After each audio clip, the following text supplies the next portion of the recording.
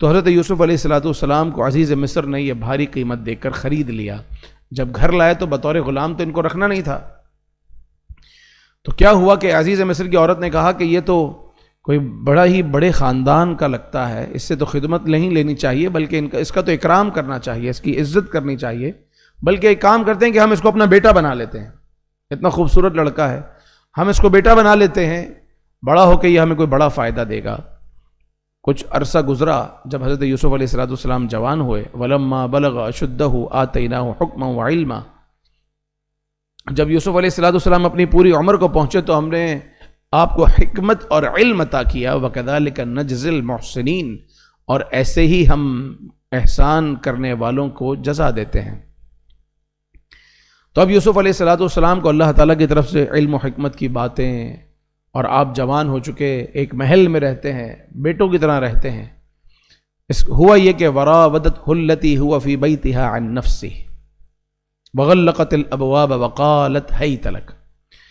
اب عزیز مصر کی جو عورت تھی زلیخا، وہ حضرت یوسف علیہ السلام پر عاشقہ ہو گئی، اور یوسف علیہ السلام کے ساتھ اس نے برا کام کرنا چاہا.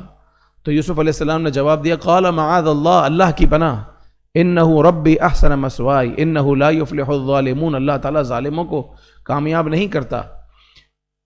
تو زلیخا جو ہے وہ اس وقت چونکہ شیطان کے اس میں آ چکی تھی، مگر یوسف علیہ السلام چونکہ اللہ تبارک و تعالیٰ کی نشانیاں دیکھ چکے تھے، اس لیے اللہ کے حکم سے آپ محفوظ رہے. لیکن ہوا کیا کہ وَاسْتَبَقَ الْبَابَ وَقَدَّتْ قَمِيصَهُ مِن دُبُرٍ وَأَلْفَ يَا سَيَّدَهَا لَدَى الْبَابِ.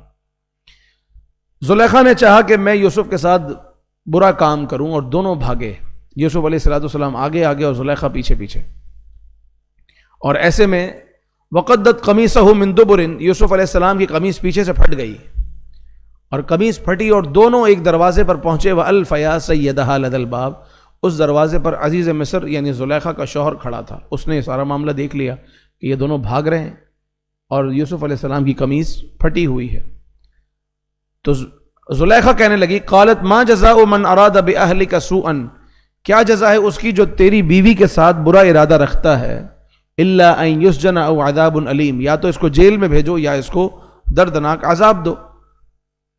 اب یوسف علیہ السلام کے پاس اپنی بے گناہی کو ثابت کرنے کے لیے وہاں تو بظاہر کوئی گواہ نہ تھا، لیکن اللہ نے ارشاد فرمایا، قال ہی راودتنی عن نفسی، یوسف علیہ السلام نے کہا کہ اس نے اپنے پاس سے یہ بات کہی ہے، اور رب کریم کی عطا سے آپ نے کہا وَشَهِدَ شَاهِدٌ مِّنْ أَهْلِهَا، اور میرے پاس ایک گواہ موجود ہے، میری بے گناہی میں میرے پاس ایک گواہ موجود ہے، اور وہ گواہ تیرے خاندان سے ہے. اور وہ گواہ کون ہے؟ وہاں تو کوئی شخص نہیں تھا، وہاں ایک جھولے میں 6 مہینے کا بچہ لیٹا تھا. یوسف علیہ السلام کا اپنے رب عز و جل پہ یقین اور اطمینان تھا. اس بچے کی طرف اشارہ کیا تو زلیخا کہنے لگی یہ بچہ کیسے بتائے گا کچھ؟ اللہ نے اس کو قوت گویائی، بولنے کی طاقت عطا کی.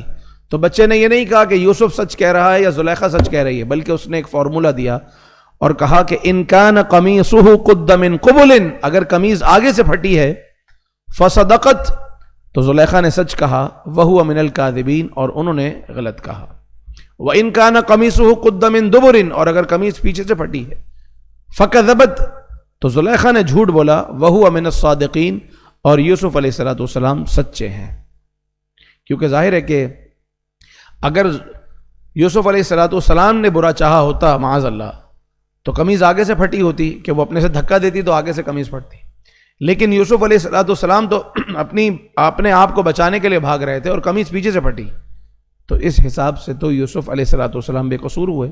فلما رأى قمیصہ، جب دیکھا قمیض کو، قد من دبر، تو پیچھے سے پھٹی ہے، قال انہ من کیدکن، تو عزیز مصر نے کہا کہ تم عورتوں کا مکر تم ہی خراب ہو.